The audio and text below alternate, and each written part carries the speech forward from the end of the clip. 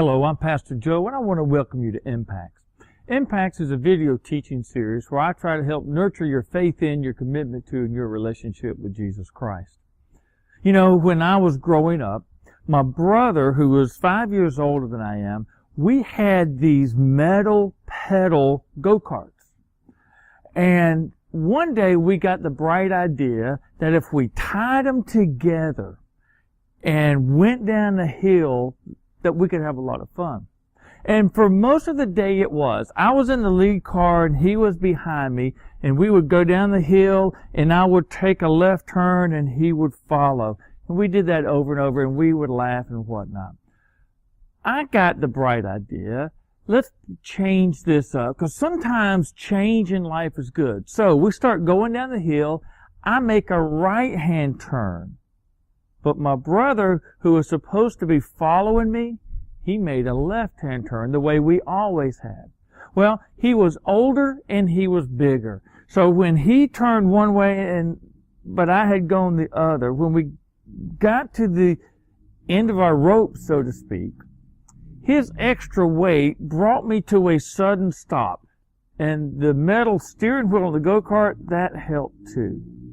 Well, we had a bloody mess for a while, but my question was this: who were you following? He said, well, you went a different way. And I'm still going, but who were you following? Because see, I expected that he would just follow me no matter which way I went. But he went the way we had always gone, the way he wanted to go. That's kind of what we're going to talk about today. Who do we follow in life? So come on, let's get started.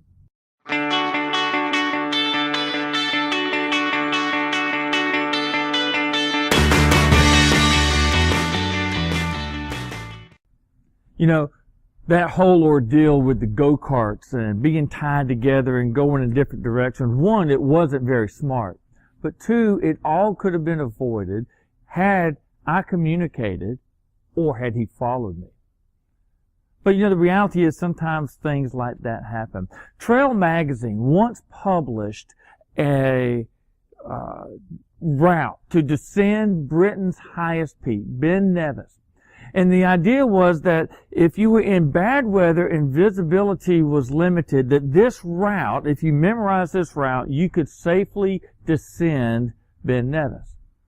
Well, after it was published, their safety guide was reading over it, and he noticed that there was a crucial step missing. Somehow it had been omitted, deleted.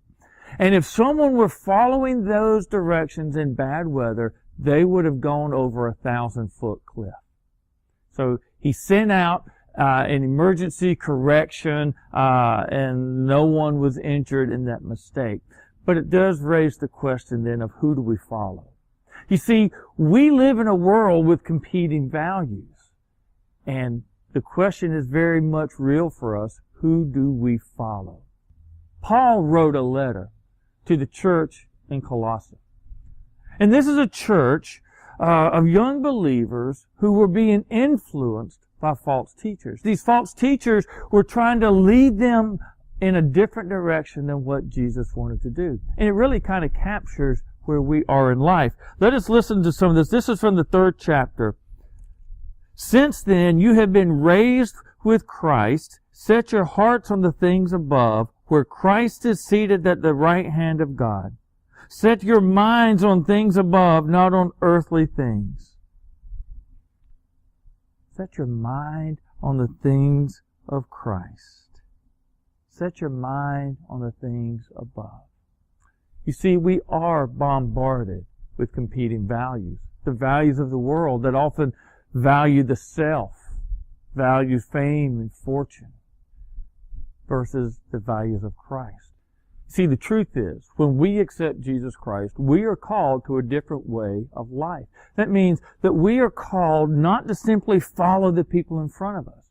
We're called to follow Jesus Christ. That's important then that we study His Word. It's important that we seek to live it out. We're not perfect. All of us fall short of the glory of God. We all live in need of God's grace that we find in Jesus Christ. But it is important then that we make Him the ideal of our lives, that we model ourselves after Him. Well, look, here's my challenge for you this week. I encourage you, I challenge you to take a critical look at your life and find out who you are following. Is your life following Jesus Christ? Are you being influenced by His values, His ways of living, and His desires for us? Or are you being influenced by the world? Do you find that you are going through the motions of faith, or are you truly living out those convictions? And if you find that you're being influenced elsewhere, or that you're going through the motions of being a Christian, I hope that you will take the time and make a commitment to change, to pray for God to guide and lead you, that you could live differently and that you could live more faithfully to Him. Well, look, I do thank you for being with me this week and watching this episode of Impact. I hope that you will share it with others. If you haven't already subscribed to my YouTube channel, I hope you'll take a moment to do that, and I hope that you'll join me next week for the next installment of Impact. And until then, may God's blessings continue to be with you.